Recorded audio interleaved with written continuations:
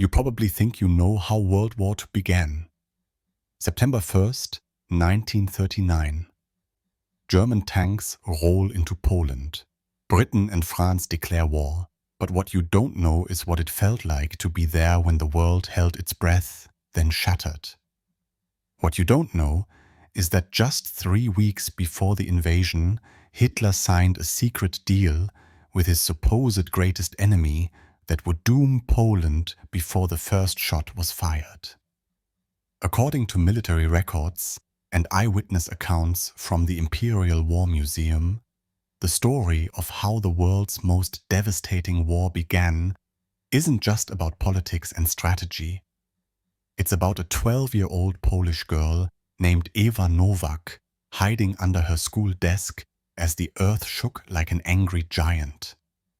It's about a 35-year-old Berlin mother clutching her husband's hand as air raid sirens wailed for the first time.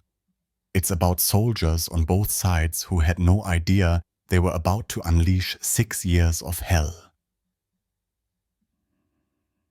To be clear, our intent is not to sympathize with Nazi ideology, but to understand how ordinary people experienced the moment when peace died and the world caught fire. The summer of 1939 was suffocating with tension across Europe. 20 years after the war to end all wars, another seemed inevitable. And yet most people still believed, desperately hoped, it could be avoided. They were wrong. For 2 decades, Europe had been living with the consequences of a peace treaty that created more problems than it solved. The Treaty of Versailles hadn't just punished Germany, it had humiliated it. Stripped of territory, forbidden from having a real army, crushed under impossible reparation payments, Germany had become a powder keg of resentment. All it needed was someone to light the fuse. That someone was Adolf Hitler. By 1939, the former failed artist had spent 6 years methodically tearing apart everything the victors of World War I had built. The Rhineland remilitarized in 1936. Austria absorbed in 1938. Each time, Britain and France had chosen appeasement over confrontation, believing they could avoid war by giving Hitler what he wanted. Each time he wanted more. But it wasn't just Germany threatening the peace. Benito Mussolini's Italy was carving up Ethiopia. Imperial Japan had been butchering its way across China for 2 years. The old world order was crumbling and everyone knew it. What they didn't know was how quickly it would all collapse.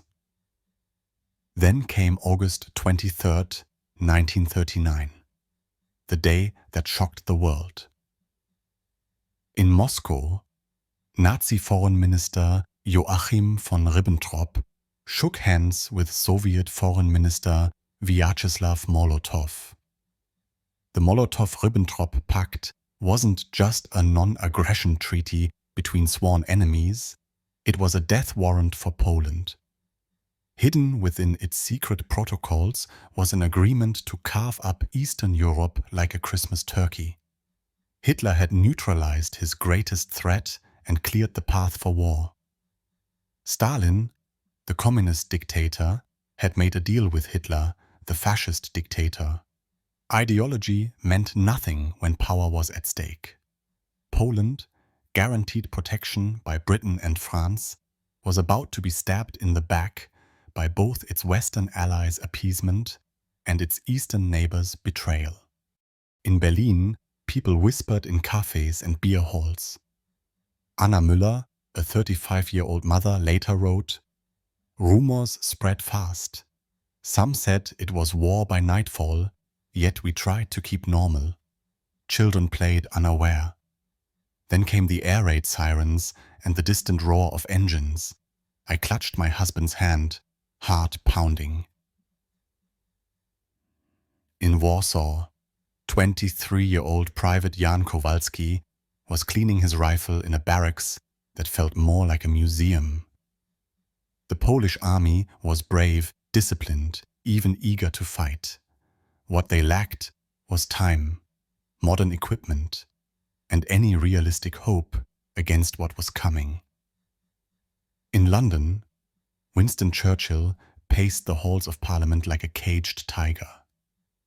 For years, he'd warned that Hitler couldn't be appeased, only defeated. He'd been ignored, dismissed as a warmonger. Now, with German troops massing on the Polish border, his warnings were about to become prophecy. The morning of September the 1st, 1939, dawned crisp and clear across Poland. Private Kowalski would later write in his diary, "The morning was quiet. Suddenly the thunder of engines and planes shattered everything. The sky was black with bombers. We were exhausted before the first shots.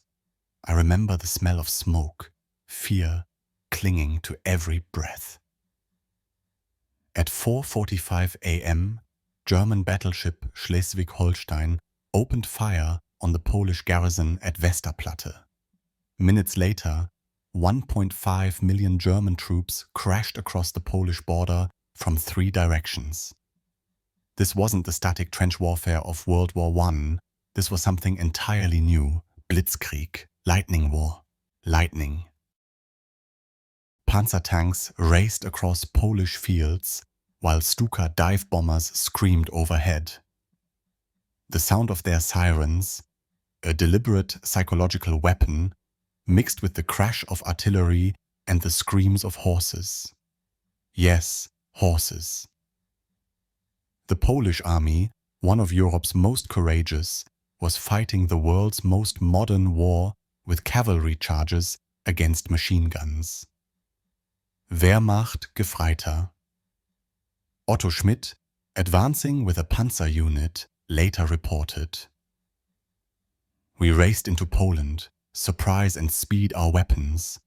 The Polish fought bravely, but were outmatched. The fields echoed with gunfire and screams, a haunting sound that followed me for years." But courage couldn't stop tanks. Training couldn't defeat overwhelming numbers. Within hours, Polish airfields were burning wreckage. Polish communications were severed. Polish hopes were dying in the smoke of 100 burning villages. In Warsaw, 12-year-old Eva Nowak huddled under her school desk as the building shook around her. She later remembered, "I hid under my desk as bombs fell. The earth shook like a giant breathing angrily. We did not understand why grown men fought, only that our home was no longer safe." 2 days passed. 2 days of desperate Polish resistance, of frantic diplomatic cables, of Britain and France hoping against hope that Hitler might still be stopped with words rather than bullets. He couldn't. At 11 a.m. on September 3rd, British Prime Minister Neville Chamberlain's trembling voice crackled across radio speakers throughout the British Empire. "This country is now at war with Germany." 6 hours later, France followed suit. The Second World War had officially begun. But Poland's agony was far from over. British journalist Edward Marsh, reporting from London, wrote, "The city braced for war with a cold, damp chill. People whispered prayers and fears, knowing a shadow had fallen over peace. The declaration of war was like a slap across the face of a hopeful world." Everyone waited for the Western Front to explode, for British and French armies to smash into Germany's western defenses, while the Wehrmacht was tied down in Poland. Everyone waited for Poland to be saved. No one came. The phony war had begun. 8 months of almost complete inaction, while Germany finished destroying Poland. Britain and France had declared war to save Poland, then watched it die. And Poland was dying, By September 8th, German tanks reached the outskirts of Warsaw. By September 17th, the final betrayal arrived. Soviet tanks rolled across Poland's eastern border. Stalin was claiming his share of the spoils. 70-year-old Soviet soldier Alexei Petrov wrote, "It felt strange to march alongside the German army after signing the pact. We were greeted with suspicion by locals, uncertain who we really were, liberators or conquerors. They were conquerors. Poland was being crucified between two crosses, the Nazi swastika and the Soviet hammer and sickle." By September 27th, Warsaw had fallen after a brutal siege that left the city in ruins and 25,000 civilians dead. Polish resistance continued for another week, isolated units fighting with a bravery that impressed even their enemies. But courage has limits. By October 6th, the last Polish forces had surrendered. For the Polish people, caught between these grinding millstones, survival became the only goal. Villages burned, families fled with whatever they could carry. The acrid smell of smoke mixed with the metallic tang of blood and gunpowder. Conversations consisted of desperate whispers. Which way were the Germans advancing? Had anyone seen Soviet troops? Was there anywhere left to run? Poland had ceased to exist. Again, for the third time in 150 years, the Polish nation had been wiped from the map by its neighbors. But this time would be different. This time, the occupiers brought an ideology of extermination that would make previous conquests look merciful.